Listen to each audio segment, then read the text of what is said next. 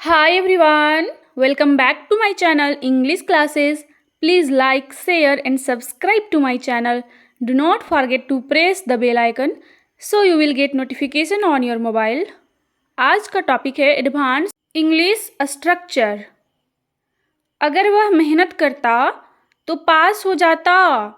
अगर मैं वहाँ होता तो तुम्हारी मदद करता। अगर बारिश नहीं होती तो हम टहलने जाते। इस तरह के सेंटेंसेस को इंग्लिश में ट्रांसलेट करना सीखेंगे। इस तरह के सेंटेंसेस को हम लोग डे टू डे लाइफ में अक्सर बोलते ही हैं। तो आइए हम लोग इसको इंग्लिश में ट्रांसलेट करना और इंग्लिश में बोलना भी सीखेंगे। हमें इंग्लिश में बोलने में और ट्रांसलेट करने में दिक्कत होती है। हिंदी में तो हम लोग आसानी से बोल लेते हैं। तो इसका स्ट्रक्चर है if subject plus had plus verb का थर्ड फॉर्म भी third plus object plus subject plus would have plus भी थर्ड का फॉर्म और प्लस ऑब्जेक्ट। जैसा कि आप लोग देख पा रहे हैं कि इस सेंटेंस में दो सेंटेंस है और वुड जो है वो विल से ही बना है। वुड जो है वो विल का पास्ट फॉर्म होता है। अगर वह मेहनत करता तो परीक्षा पास हो जाता। इसमें दो तरह के सेंटेंस हमें देखने को मिल रहा है। तो पहले हम पहले वाले सेंटेंस को इंग्लिश में ट्रांसलेट करेंगे, उसके बाद दूसरे वाले सेंटेंस को इंग्लिश में ट्रांसलेट करेंगे। जैसा कि हम देख पा रहे हैं कि पहले वाला सेंटेंस में अगर वह मेहनत करता तो, यानी कि ये पास्ट टेंस का लग रहा है, परीक्षा पास हो जाता है। एक कंडीशनल सेंटेंस है, इसमें शर्त का बात हो रहा है कि अगर वह मेहनत करता तो परीक्षा पास हो जाता।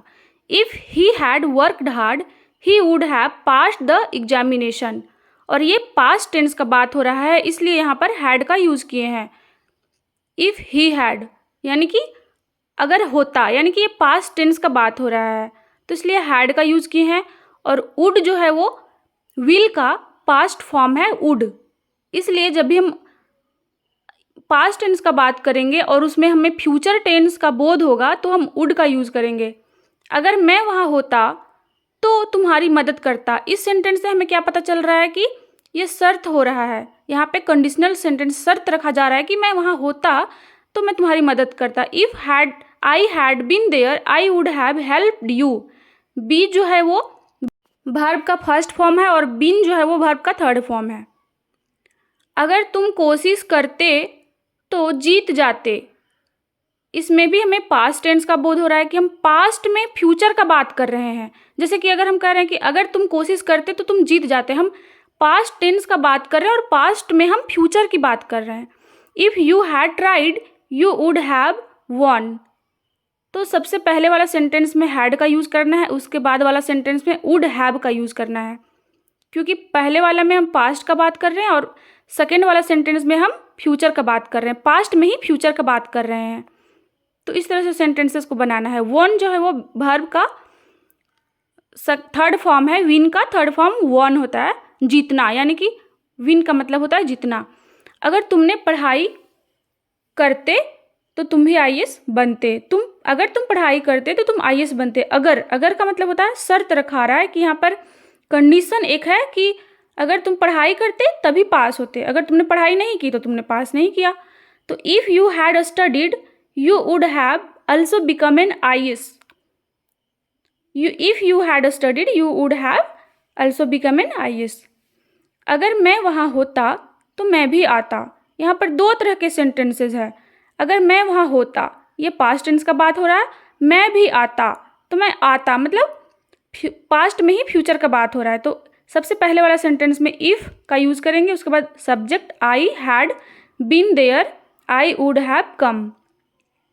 अगर बारिश नहीं होती तो मैं टहलने जाता। अगर बारिश नहीं होती तो मैं टहलने जाता। If it had not rained I would have walked out. मतलब बाहर घूमने की बात हो रही है, बाहर टहलने की बात हो रही है। तो if it had not rained I would have walked out. अगर मैंने तुम्हें रोका होता तो तुम नहीं जाते। यहाँ पे भी शर्त की बात हो रही है कि अगर मैंने रोका होता तो तुम नहीं जाते, लेकिन उसने नहीं रोका। अगर रोका होता मतलब शर्त की बात हो रही है। तो if I had stopped you you would not have gone. You would not have gone. तो वुड और हैव का यूज़ करना है, इस बात का आप लोग ध्यान रखिएगा कि सेकेंड वाला सेंटेंस में वुड हैव का यूज़ करना है और फर्स्ट में हैड का। सब्सक्राइब करें मेरे चैनल को, कमेंट करें, लाइक करें, शेयर करें इसी तरह के वीडियो को देखने के लिए।